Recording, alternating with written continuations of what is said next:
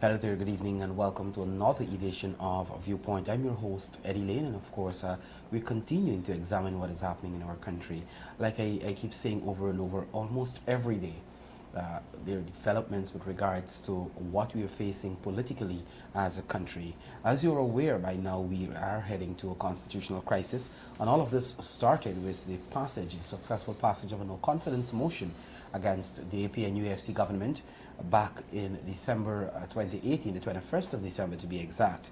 And since then to now, we've seen a lot of efforts by the government to delay the holding of elections within the constitutionally mandated 90 days. I have with me in studio Mr. Adrian Anamayah. He is a member of parliament of the People's Progressive Party Civic, and of course, he's from the Region 6 area. Adrian, welcome to the program. Thank you very much, Eddie, and good evening to all your viewers. All right, so I want us to put today's discussion into context, and I first want us to start with the most recent developments. The meeting today with between the president and the leader of the opposition. There were high expectations among Guyanese.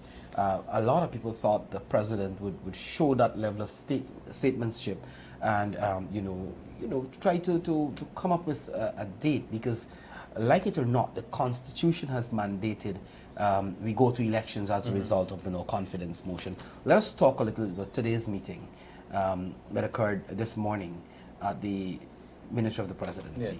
Yes, Eddie. You use the word statesmanship or statesman-like behavior, but that has been remarkably absent from the administration. That is the APNU AFC coalition. We can describe them in many words, but statesman is not one of those words. Conversely now, Mr. Jagdeo and the opposition now, he has been the most responsible, level-headed, cool, calm individual, trying desperately to get this government to understand their obligations under the Constitution and what are the consequences of the events of the December 21st. That is the successful passage of the no confidence motion. So today again, following a letter inviting the leader of the opposition that is the president inviting Mr. Jagdeo to a meeting for today's day, that is the 6th, Mr. Jagdeo initially at the press conference last week had stated that he is not inclined to go to any meeting because he was weary of it being another PR stunt. The government giving the impression that everything is hunky-dory and look, we are meeting with the opposition and business as usual, and fooling the people and trying to portray this image overseas that we are not headed to a constitutional crisis.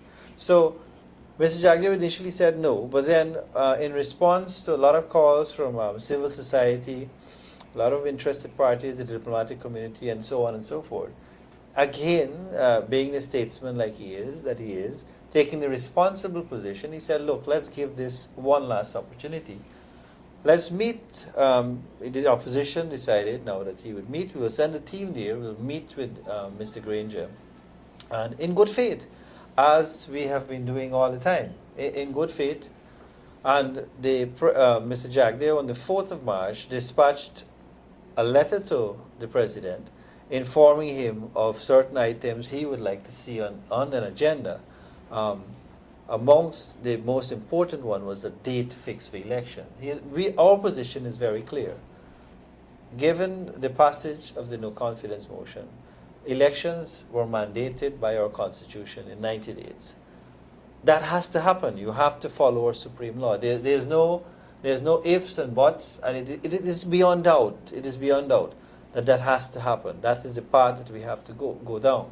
Now, we now in the opposition, through Mr. Jagdeo, we were so flexible. We even told them in the letter, look, we are prepared to consider even an extension up to the 30th of April, which is by which time the current list, voters list, will expire. So Mr. Jagdeo and team went there in good faith, had this meeting, and lo and behold, we have achieved nothing. No progress has been made.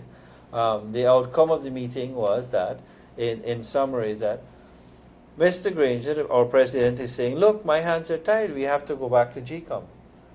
Clearly, because why is he throwing the ball, Eddie? Why is he just throwing this back at GCOM, throwing the ball back in GCOM's court? He has... And that's the next question I wanted Yeah. to ask you, because that, I think, has confused a lot of people Yes. across the country where, because this entire thing was going live on social media. And people Right. are asking the question, I mean, the Constitution is clear that the President, by proclamation, dissolves Parliament, name a date for elections. Exactly. Then GCOM is mandated by the Constitution as well to ensure that whatever date is set, that it work towards meeting that deadline and have the elections. Exactly. GCOM don't set the date for elections, they just supervise or run off the elections. So a lot of people were confused. I mean, who exactly is advising the president to Exactly, make such and what is he doing? Why is he throwing? Well, when you think about it now, the only reasonable or sensible conclusion is delaying tactics, right? He has full confidence in GCOM because he unilaterally appointed the chairman of GCOM, that is former Justice Patterson. So he's the chairperson, and he has the casting vote. There are 3 commissioners from the PPP, there are 3 commissioners from the APNU AFC coalition. And the fourth person, the commissioner now, who would have had been a 4th vote in case of a tie, he is supposed to be neutral. So that is why laws were passed in this country to make, through the intervention of Mr. Carter, to ensure that he remains neutral, and he is picked by the president, that commissioner, from a list of persons submitted by the leader of the opposition.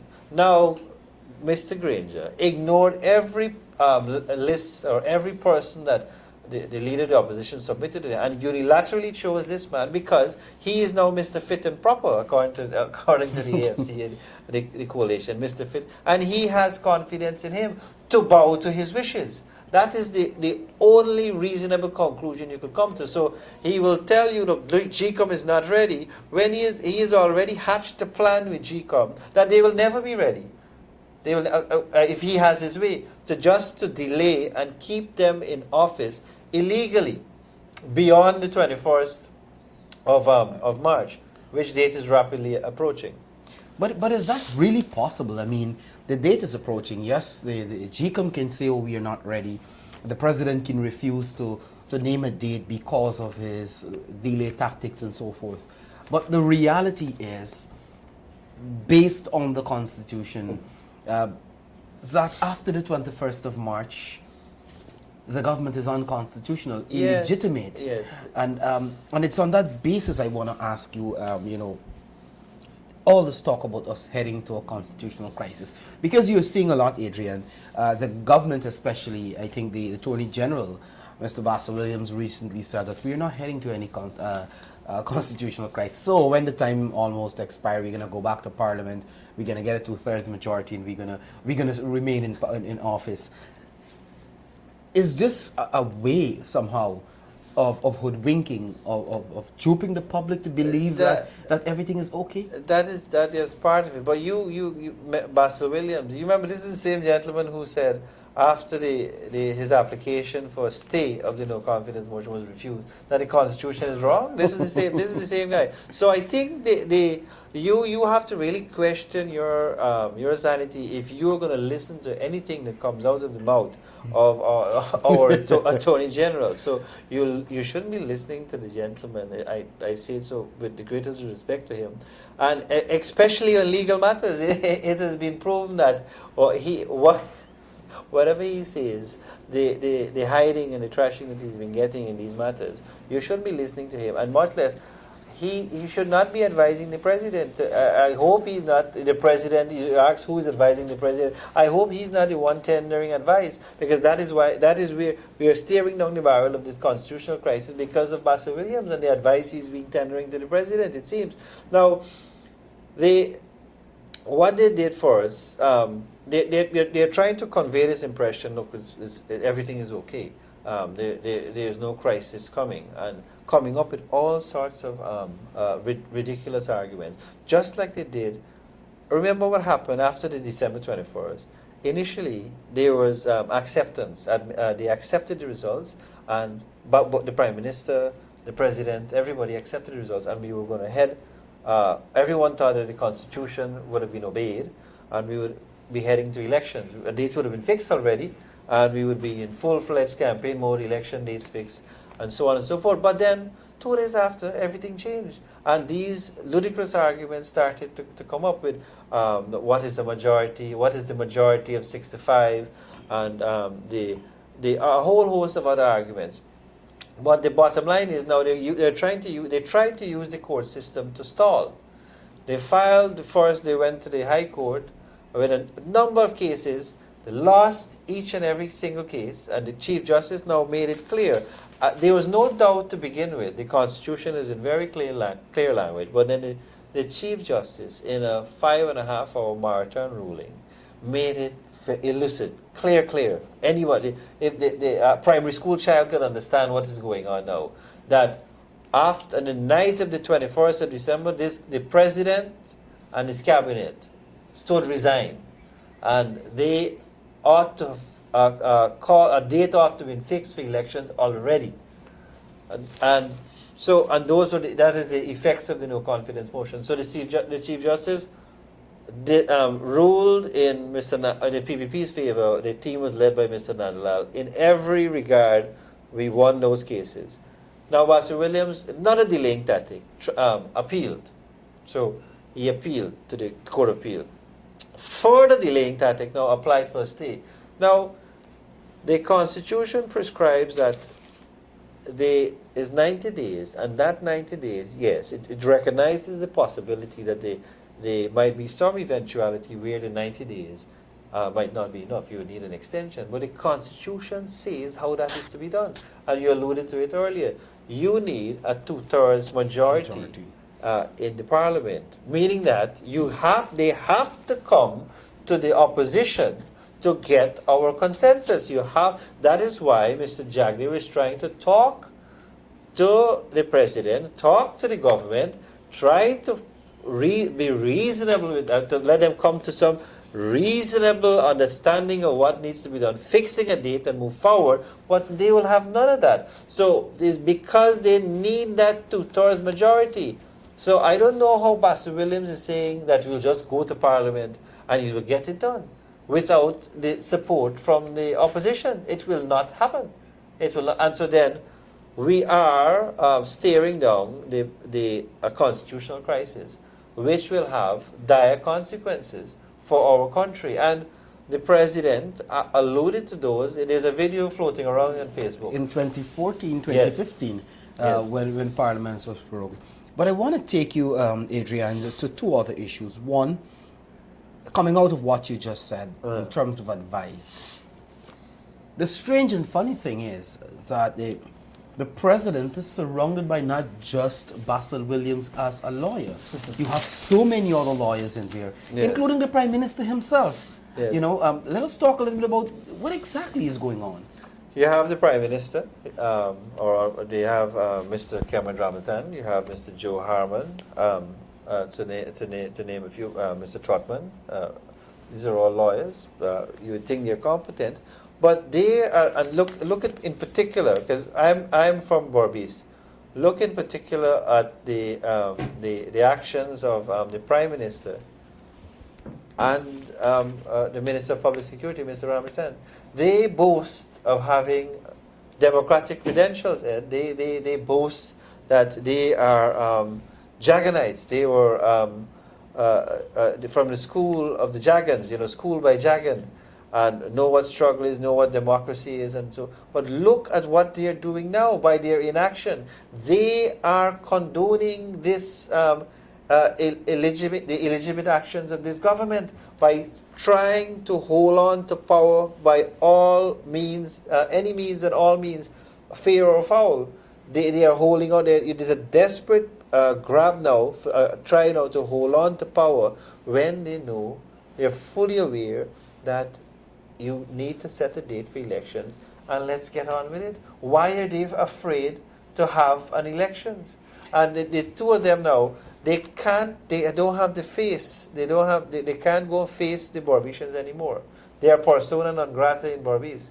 Berbicians don't want anything to do with them because of the action. Not only the act, this has cemented their position now, but because of the false promises and so on and so forth. Remember, they sat by and allowed 4 estates to be closed, 2 or 3 of which are in Berbice, right? So that is their legacy. So they can't go and face the Berbicians, and now they are allowing this undemocratic, unconstitutional behavior by the government that they are part of. Not one word in condemnation from them. If you may want to call it a little bit of a correction, I don't think it's not just a case where they're sitting and not condemning.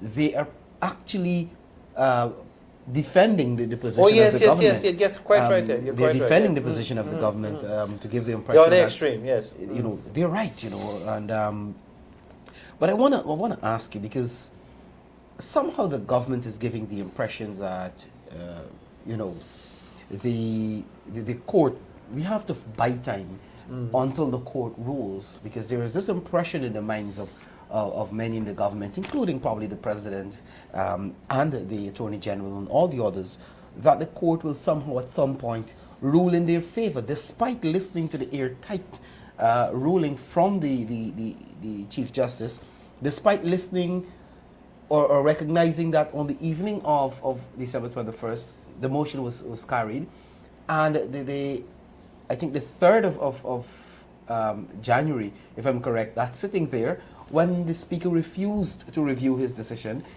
they're somehow thinking that the court will rule in their favor. Do we want to see the court dispose of these matters as fast as possible? Yeah, the courts must act with all due haste, alacrity, and get these matters off. Look, I must commend the Honorable Chief Justice, Justice Roxanne George, for her quick dispensation of the matter, and thorough. You can't get any more thorough than what the judge did. And in less than a month, it was off of her docket. She gave a 5-hour ruling, and then the written decisions. The transcript was available. Every word she said in court was available, and then the written decisions were also available. I think the day or very shortly afterwards. So, and then they have filed their appeal. So we would have hoped that within the space of a month or within the space of a few weeks, the Court of Appeal will get this done and not allow the AFC and APNU coalition to use the court to delay elections. Basically, what and to keep that clock ticking down and give them the excuse to say, look, the matter is in court. The court has not ruled it yet. But now a date has been fixed, albeit it's fixed in March, later this month. The 15th. The 15th of March. It has been fixed, and we are very confident that the court will rule in our favor, but we would expect the kind of results that happened in the CCJ when there was a case from Barbados, I think, recently, where a gentleman, they were saying that he was challenging his citizenship, so he couldn't vote at a given elections. And 4 days before the elections were due, he filed a case directly to the CCJ. And within 2 days, the CCJ gave a ruling and said that he could vote, and he was allowed to vote. This is 4 days before the elections.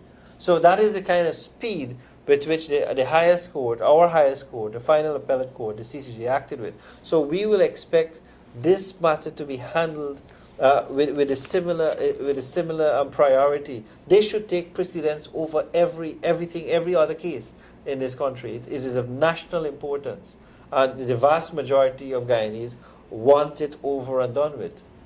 I want to ask you, although I know you touched a little bit on GCOM, but we're seeing, like you rightly said, a lot of delay tactics from GCOM, particularly, and we cannot allow the chief elections officer to escape any of this, because I think he's part and parcel of this, because he has an obligation. He should have started his preparations from the 22nd of December. Because we are hearing from him, he needs 148 days to prepare for elections. We don't know when exactly he's counting that from. We're hearing from the commissioners now, from the government side, who seem to have hijacked the PR of the commission, and they're speaking on behalf of the commission, totally ignoring their other commissioners and so forth. GCOM itself, let us talk about the responsibility of GCOM, because I think people need to have an understanding of this, especially in light of what the president said about has to wait in GCOM, he has to meet GCOM and so forth. What exactly is the responsibility of GCOM in the process of an election? Since the passage of the no confidence motion, Ed, they were supposed to be in election mode and start their election preparations. So they would be a complicit party in this whole violation of the Constitution. I would argue that they are going to be in violation of the Constitution if the deadline is not met, and they're coming up with all these spurious excuses. Lack of funds, well, Dr. Jagdeo dealt with that at length. That is ridiculous. They're saying that the list is not a clean list, but we just finished elections in November of 2018 with the very same list. It is valid until the 30th of April. There was no complaints from anybody, from either side, about the list not being clean for the last election. So how all of a sudden now, from November to now, you have this suddenly manufactured that the list is not clean. They are saying that young people will be disenfranchised. Ridiculous. The voters are of a certain age who are already registered. Voters who are eligible to be registered, young persons are already there, and they were issued with the ID cards, and they wouldn't even be they wouldn't be of age even to vote before 30th of April, but they're already registered. So one after the other, when you examine these reasons they're giving for the delays, it just caves in. It's just empty. You could see that they're working hand in glove with their master, the PNC, right? So who are the experts at rigging elections and hijacking the electoral machinery and hijacking the commission, which was done in the past. We have had a history of that under the PNC, and we are seeing that they are trying to repeat that. They don't know anything else. They're afraid of a free and fair election. They're mortally afraid of what will happen at these elections. So they are trying to delay, and in the interim, they are engaging, using the time now to do the vote buying. I know you're I'm glad you raised that point, because I want to ask you whether or not, and I think you've answered the question in part by saying that they are somehow trying to use this time to do the vote buying and so forth. Yeah. Because I wanted to ask you, in the Berbice area, what is happening, whether or not, first and foremost, the government is somehow trying to buy time to ensure that all these promises that they made in 2015 at the elections, whether or not you think they're trying to buy time to probably just, put something in place to show people that something is happening with regards to, their promises, and they're doing it at the expense of state resources. Exactly. They're openly campaigning with state resources. Our taxpayers' dollars, they're openly using it to campaign. Now, they have made so many promises to the electorate, and in particular the residents of Berbice. Also, they told them that they will resuscitate the sugar industry or revitalize it, that no estate will be closed. Well, we know that was a complete lie. They have closed 2 estates in Berbice, which have had dire economic consequences for the region, and have directly affected not only thousands of workers, but the thousands of other persons and businesses that were networked around the sugar estates. So, and you know what, Ed? Not in one day have any one of these ministers up to now gone in any of those communities to find out how those children are going to school, to find out if the sugar workers, the adults, are able to take care of their medical bills, if they're able to have a plate of food at the end of the day. So that is the kind of love and care they have showed these people. So now when they go in back to these communities with this know your phrase, your newfound love for Barbicians or generally. You think that the people will buy that? Our people are much smarter than that. This is a very wise population, a wise electorate, and they are not going to. We encourage you, folks, to take everything you can get, because you know this government is never giving you anything. Give you anything. So you take all the handouts that they want to give you. Do not refuse anything. But at the end of the day, you know you can't vote for them, because it is more punishment and hardship and more lies down the road. So they are going to the communities now, and areas where they never visited before are going to build a road. They're going to refurbish some school that is in a state of deplorable state for the past 4 years, and they never sought to do it before. And trying to just do these cosmetic things, putting in street lights in some areas in what they think are their strongholds in Berbice, like they went to Angais Avenue, put in street lights. So these are the things they're trying to do now, and when they've ignored the entire population for 4 years. So people are wise. They're not buying. They're not buying it. They know it's just electioneering and gimmickry. We have just about probably 3 minutes or so to go thereabout. I want to ask you though, what is happening in Berbice? I think a lot of people are concerned about what is happening in Berbice with regards to the economy there, and so the people of Berbice, especially those who would have lost their jobs as a result of the closure of the sugar estates, and no alternative employment being provided. Just paint us that picture of what is happening. Yeah. there. So not only did they close the estates, they didn't even see. There were no. Remember, they closed these estates against the recommendation of their own COI. The COI recommended diversification. Get the people involved in other jobs. So not only have you closed the estates, rendering jobless thousands, they have not one single new investment in Berbice over the last 4 years. Not one single new investment. So how are you going to absorb this labor force? Where are they going to go and work? And they're not supporting rice as the PPP did. Rice is in crisis. Their forestry is in crisis. So the other sectors too, that the fishing, the fishing industry, that is also in crisis. So the other sectors that the job force, the workforce would have gone to, are also in crisis because of their actions or lack of actions. So there was this sense of hopelessness in Berbice, but the people have responded well. The only glimmer of hope that they had was the PPP's promise to them that we will reopen at least two estates, or particularly the two estates in Berbice that have been closed. So that has been like a light at the end of the tunnel for these people, and they see some hope there once the PPP returns to power. Your final thoughts as we wrap things up. What do you want to say to Guyanese generally? But bearing in mind what we just discussed, this whole thing of going to communities, do a little knickknacks here as we call it, and try to convince people somehow that they're doing something for them. What do you want to say to Guyanese generally, and also to Berbicians who you represent in the National Assembly? Yeah. No, you have to be on guard and stay abreast of what is going on.